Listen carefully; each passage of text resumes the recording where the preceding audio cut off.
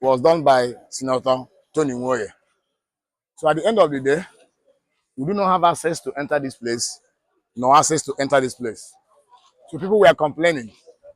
At the end of the day, the landlords wanted to contribute money together to fix these covers. I said no,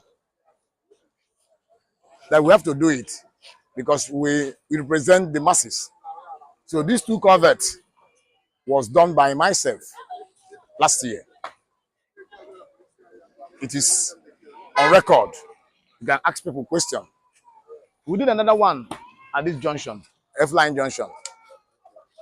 So it is about 3 culverts, 1, 2, and 3. So that people will have access to their street. We also did something in Umohano Street. You can walk down to Umohano now, you see it. Thank you.